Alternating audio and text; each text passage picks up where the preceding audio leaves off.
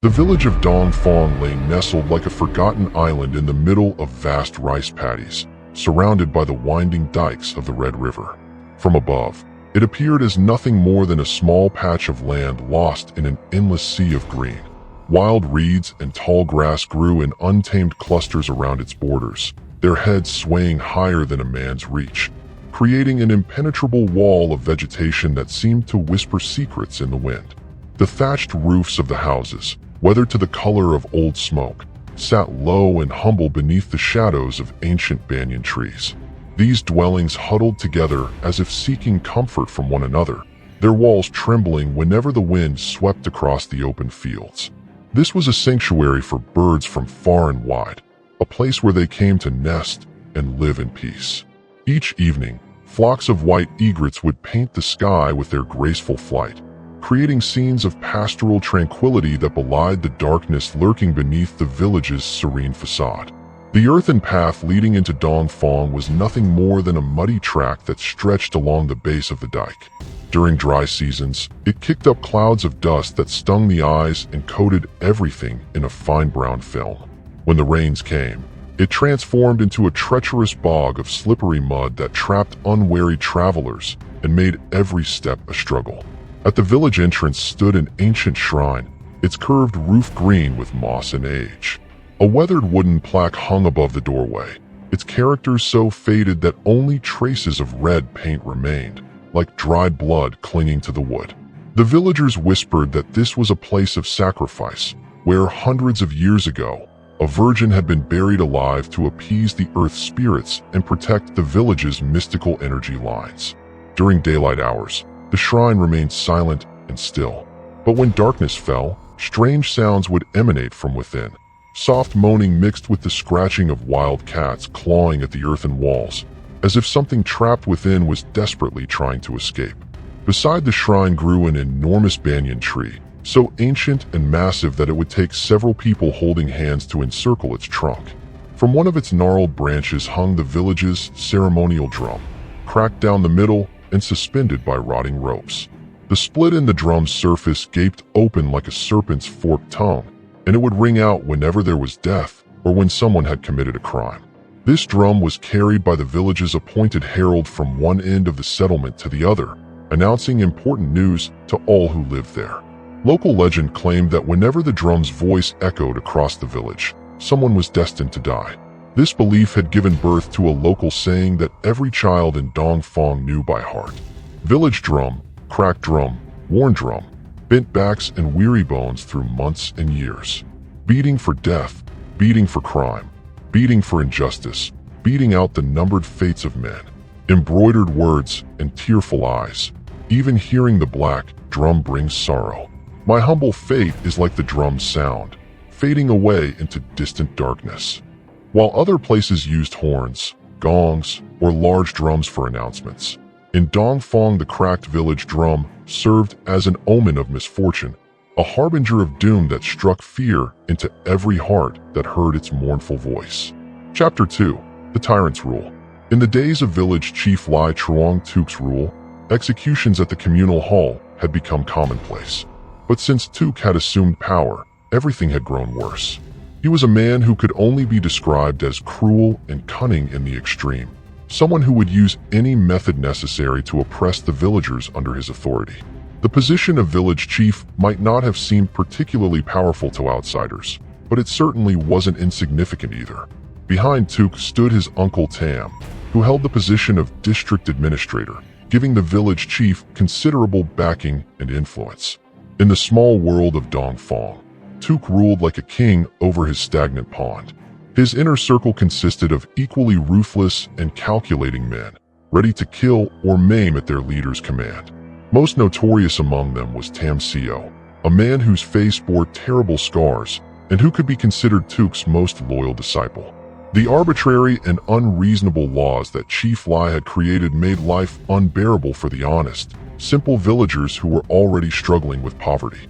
Tuk, along with Tam Seo and other influential villagers, devised countless ways to torment the common people.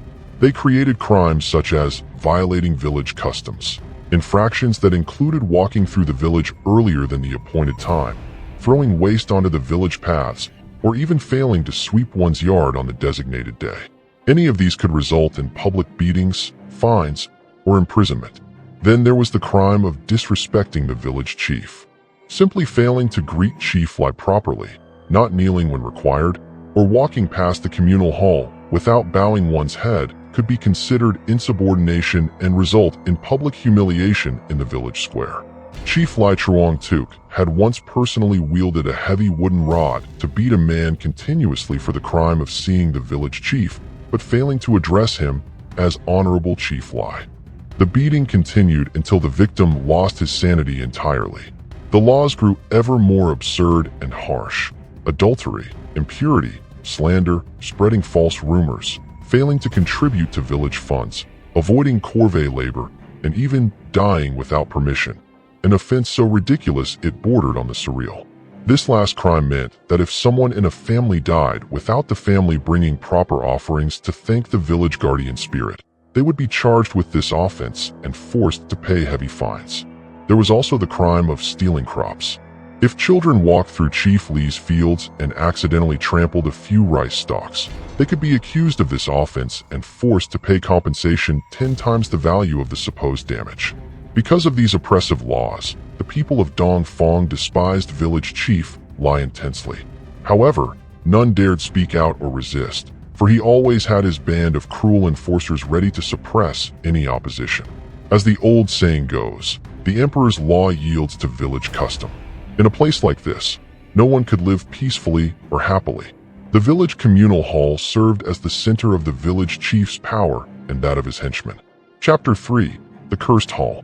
Located at the heart of the village, the communal hall was built of ancient brick with thick walls and blackened pillars that gleamed darkly from years of accumulated incense smoke. Inside the hall hung numerous paintings of deities and spirits, but not a single one remained intact. Some were torn, others were burned and scorched. Only the altar to the village guardian spirit constantly smoldered with incense smoke. But there was something strange about this incense. No matter how still the air inside the hall, the smoke always drifted to one side, as if avoiding something unseen. The people of Dongfang lived in isolation, speaking little, their eyes constantly darting nervously over their shoulders. In their gazes lurked a perpetual fear, as if each person carried an ancestral curse that had never been lifted. The elderly would sometimes share stories with their children and grandchildren about the old days, when an unsolved blood crime had stained the village's history. An entire family had been executed unjustly, and perhaps because of this, the atmosphere of the village always carried an indescribable weight of gloom and foreboding. Some believed that the village's feng shui was extremely poor. Once, a geomancer named Master Vu from the Kinback region, a man thin as a stick with deeply sunken eyes who always carried an old compass and traveled with his student, passed through Dongfang. The moment he stepped across the water's edge at the village entrance, he stopped abruptly, his expression growing dark and troubled as he looked around with obvious discomfort. Chapter 4. The Geomancer's Warning. That entire day, Master Vu walked in circles around the village, stopping before the shrine and the communal hall, places where currents of negative energy rose like invisible smoke. He shook his head and sighed deeply at what he observed. That evening, he requested lodging at the home of village chief Lai Truong Tuk, the most powerful man in the village. After the evening meal, sitting by the kitchen fire, he looked at the village chief and spoke. This village's dragon veins and earth energy are trapped and cannot disperse. Negative energy rises everywhere, especially at the shrine and the communal hall. The mountains behind look like a crouching tiger, but with its head turned to catch evil influences. The water in front flows at an angle without proper channels to retain wealth. The village's energy center is an yin cavity that has been disturbed since ancient times. I fear this place harbors unresolved resentment. Every 3 generations, someone dies unjustly or goes mad. Without someone to properly redirect the dragon veins and correct the earth's energy, this village will never know peace. Village Chief Tuk listened to the geomancer's words with growing unease, then asked Master Vu, though his eyes showed little trust. Can you do something about it? If you can help and save the villagers, please act. Whatever the cost, just name your price. I may not be wealthy, but I promise to provide you with adequate compensation." However, the geomancer only sighed and shook his head. "This matter is extremely serious. Negative energy has accumulated for generations. I am merely a geomancer who can only read dragon veins and determine whether earth energy is good or bad. If you want to resolve this, you must seek help from a sorcerer or spiritual master. My abilities are limited." Hearing Master Vu's response, the village chief felt momentarily disappointed, but then suddenly remembered something and asked, "But Master, you said you could see the dragon veins. Is this true or not?" Master Vu looked deeply into the village chief's eyes as if trying to confirm something. Then after a moment, smiled faintly. "I am a geomancer. I deal with matters of graves, burial sites, and earth energy. Perhaps Chief Lai has need of my services? Though I don't claim to be the most skilled, I have never been wrong in my assessments. In this village, I speak truthfully. The resentful energy is heavy. Many people have died here, haven't they?" Hearing the geomancer speak this way, Village Chief Lai felt a chill run through his body, but he seemed to regain his composure as the image of another person appeared in his mind, Master Ka. He smiled with apparent disdain and asked in return, "What exactly do you see in this village?" Master Vu sighed deeply, staring intently at the village chief with a tense expression. "I'll speak truthfully. From the moment I set foot in this village, I felt something was terribly wrong." "Wrong in what way?" the village chief asked with a stern expression. The geomancer continued, "I'm not trying to threaten you, Chief Lai, but the resentful energy in this village is enormous, especially at the communal hall and the shrine at the village entrance. I can see many wandering spirits. They're waiting for their opportunity." Upon hearing this, village chief Lai burst into laughter. "What are you saying? I'll be honest with you. In this village, I am the one who calls the shots. Everything is decided by me. Not to mention that I have my uncle working at the provincial level. Think about it. When they were alive, they couldn't do anything to me. Dead, what could they possibly accomplish? They're just a bunch of souls and shadows with nowhere to turn, and I don't even know if they truly exist or if you're just trying to frighten me." Chapter 5. The Spirit's Patience. Chief Lai is mistaken. The geomancer slowly shook his head, his voice steady like wind whistling through a crack in the door. "Death is only the end of the flesh, not the end of resentment.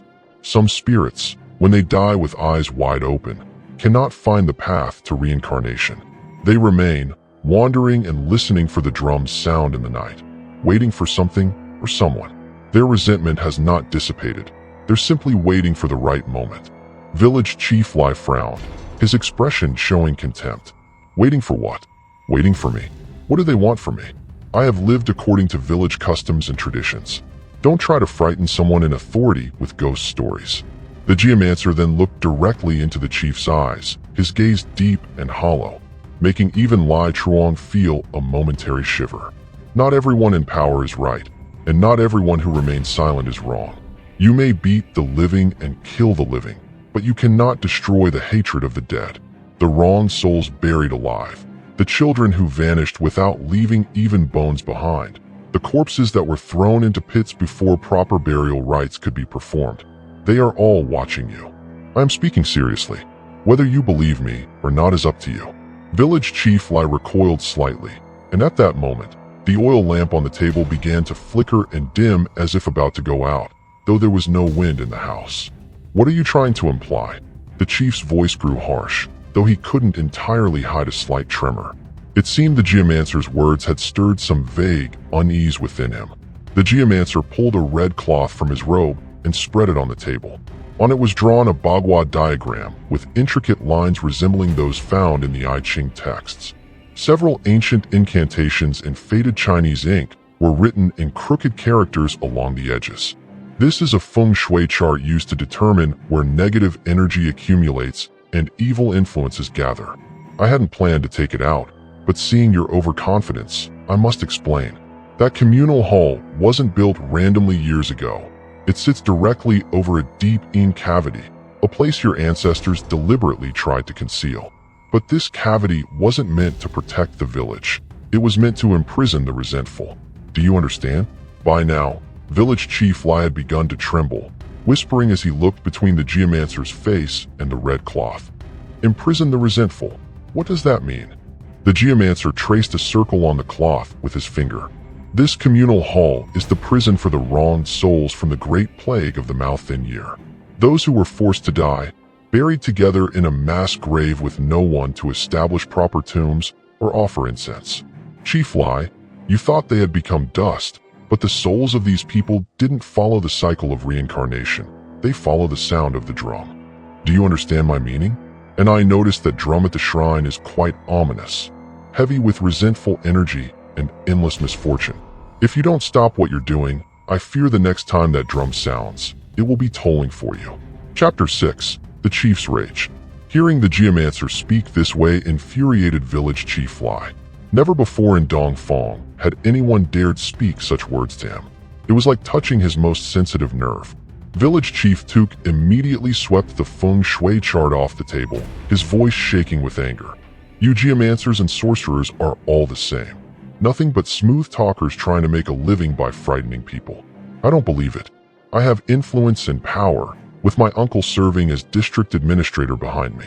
A bunch of wandering spirits think they can overthrow me? I dare any of them to try. Not to mention, I have friends who are also masters of the occult. They're quite skilled at dealing with spirits. Let me tell you something. What are you doing here? Who sent you? The chief stepped closer to the geomancer, pointing an accusing finger at his face. Let me make this clear. In this village, I am the law. I decide who lives and who dies, and everyone must obey. Even you. If you continue trying to frighten me, I can have you thrown out of the village. Don't think that drawing a few talismans and talking about dragon veins and negative energy will scare me. Do you enjoy playing these tricks? The geomancer didn't respond immediately, only bowed his head slightly and said, The power of life and death is in your hands. The people are weak and voiceless. No one dares resist. But you should remember that no reign lasts forever, and no one can maintain their grip on power indefinitely. When much blood is spilled, the earth becomes stained with resentment. I sense that you're preparing to commit another terrible deed, aren't you? This afternoon, walking through the village, I saw many spirits and a great accumulation of negative energy and murderous intent. Village Chief Li's expression changed momentarily, but he quickly regained his composure, his jaw clenched tight, veins bulging across his face, making him appear more vicious than ever. Through gritted teeth, he hissed, So what should I do now? Resentful energy should be dissolved, not suppressed. A wound that isn't properly cleaned will eventually fester and rot the entire body. Village Chief Li whirled around with a cold laugh, his voice dripping with menace. Dissolve? That sounds easy enough. So tell me, how exactly should I dissolve it? Kneel before a pile of old bones.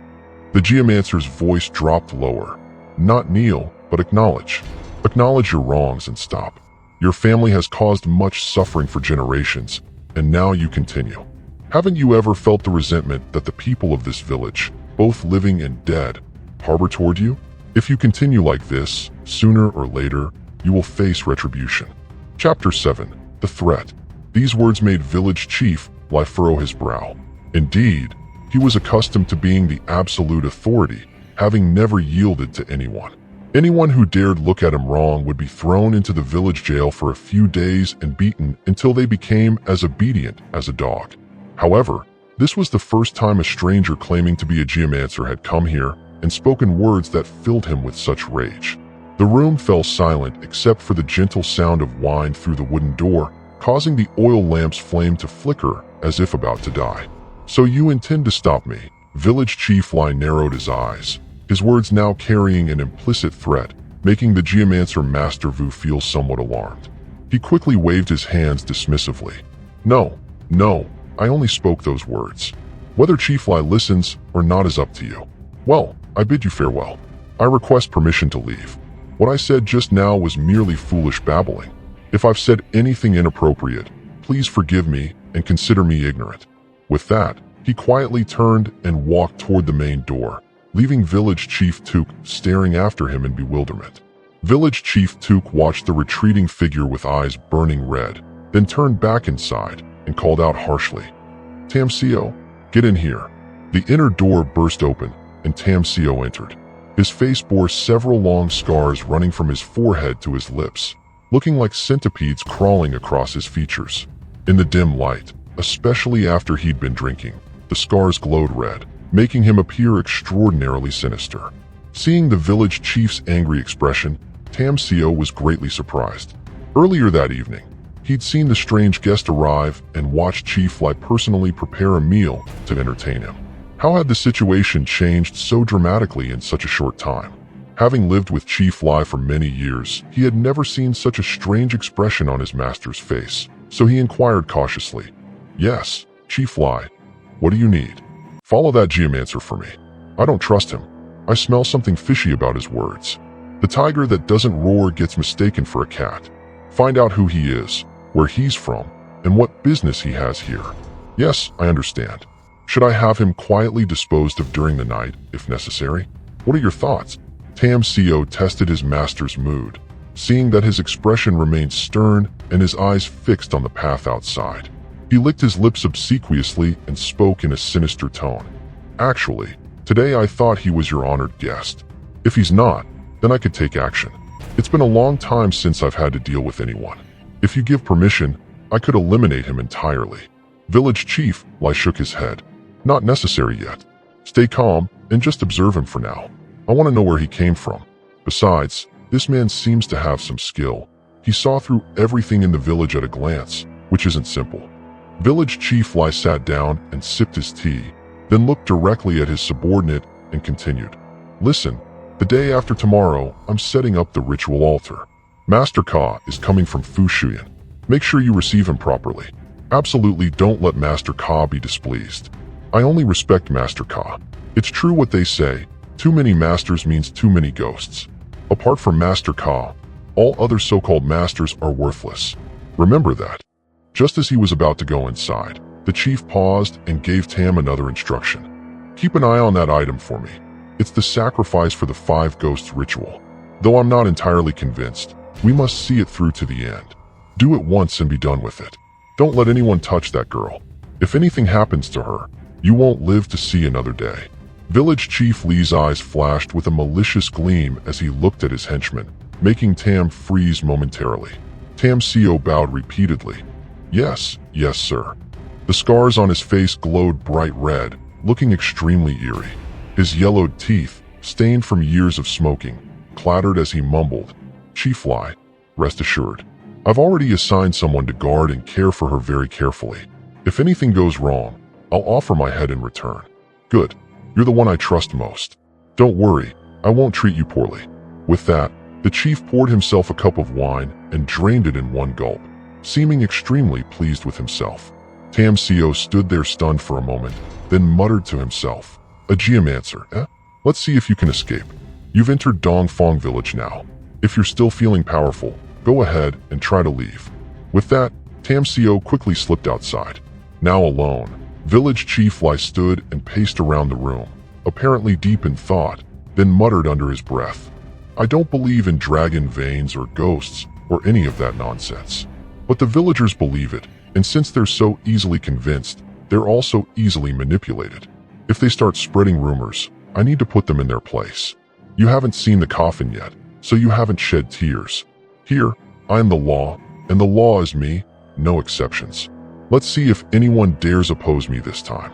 Having spoken, he walked into the bedroom of his third wife, a woman he had essentially stolen using his position of power, much to the anger and resentment of his first 2 wives. Chapter 8. The Chief's Wives. His first wife, Tao, had been arranged by their parents when both were barely 10 years old, but mysteriously, she had never borne children.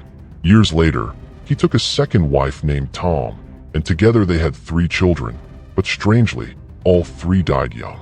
The villagers whispered that because the chief's household was so wicked, they were cursed with no heirs. When these rumors reached Village Chief Li's ears, he became furious and created even harsher laws, primarily to silence the villagers' gossip. Now he had taken a 3rd wife. Hong, though taken was not accurate, seized by force, would be more precise. In Dongfang, he was no different from an emperor. At over 50, with wealth and power, but no heir to continue his lineage. This was an extremely bitter reality for any man. This was why he sought every possible means to have a son. Eventually, Village Chief Lai sought out Master Ka from across the river. as he had begun to find it suspicious that all his children died so young. His wives had also suggested he consult a master about the situation. Master Ka's reputation claimed he was supremely knowledgeable about celestial patterns, earthly geography, and possessed extraordinary abilities. When Master Ka first saw Village Chief Lai, he observed him carefully for a long time before speaking in a cold voice. "I see many wronged spirits surrounding Chief Lai." "What wronged spirits?" Village Chief Lai frowned, feeling uneasy. "The spirits of women, many of them. They follow behind you, their faces all bloody, some without faces at all, only hair and fingernails remaining. You've lived many years, surely you understand." Village Chief Lai didn't respond, but set down his teacup on the table edge, staring intently at a crack in the nearby teapot, seemingly waiting for Master Ka to continue. After a moment, Master Ka continued, "Shallow fortune means no descendants. I see that Chief Li's household has deep negative energy and depleted vital force. It's natural that there would be no heirs." Village Chief Lai picked up his tobacco pipe, lit it, took a deep draw, closed his eyes and exhaled smoke through his nose, then said, "So what should be done now?" Master Ka didn't answer immediately. He stood and walked around Chief Li's house as if evaluating it. Under normal circumstances, if anyone else had behaved this way, the chief would have been offended, but Master Ka was different. He was the only person the chief truly respected and feared. After his survey, Master Ka returned and sat down, his expression more serious than before. "The negative energy in this house is too heavy. If you want children, you must first cleanse the resentful spirits. But this isn't a simple matter. How should it be cleansed?" Village Chief Lai leaned forward eagerly. Master Ka was silent for a long moment, then slowly said, "There is a method, but it requires a significant sacrifice. You must offer the 5 ghosts a pure virgin as tribute, then perform a ritual to redirect the spiritual energy. Only then might you be blessed with an heir." These words made Village Chief Li's heart race. A pure virgin, in a small village like Dongfang. This wasn't impossible to obtain, but it would require careful planning. "What kind of virgin?" he asked quietly. "Unmarried, pure, preferably young and beautiful. The 5 ghosts are particular about their offerings. If the sacrifice isn't perfect, not only will it fail, but it might bring even greater calamity upon your household." Village Chief Lai pondered this for a long time. In his mind, he was already considering which girl in the village might be suitable. There was the blacksmith's daughter, Lan, 17 years old, beautiful, and still unmarried. Her family was poor and had no influence. It would be easy to take her under some pretext. "When should this be done?" he asked. "The sooner the better. The longer you wait, the stronger the negative energy becomes. I can perform the ritual in 3 days if you can prepare everything." Village Chief Lai nodded slowly. "I'll make the arrangements." But now, with the geomancer's warnings fresh in his mind, he wondered if he was making the right choice. Still, his desire for an heir outweighed his fears. He would proceed with Master Ka's plan, regardless of the consequences. Epilogue: The Drum's Promise. As Village Chief Lai lay in bed that night, he could hear the wind whistling through the village, carrying with it the faint sound of the cracked drums swaying from the ancient banyan tree. Each creak of the old ropes seemed to whisper a promise, or perhaps a threat. The geomancer's words echoed in his mind. "The next time that drum sounds, it will be tolling for you." But Village Chief Lai pushed such thoughts away. He was the law in Dongfang, and the law would protect him. Tomorrow he would continue with his plans, and soon he would have the heir he so desperately desired. The drum continued its gentle swaying in the wind, waiting patiently for its next victim, as it had for generations. In Dongfang, some said the drum was cursed to sound whenever injustice was about to be committed, or whenever justice was finally about to be served. Only time would tell which it would be.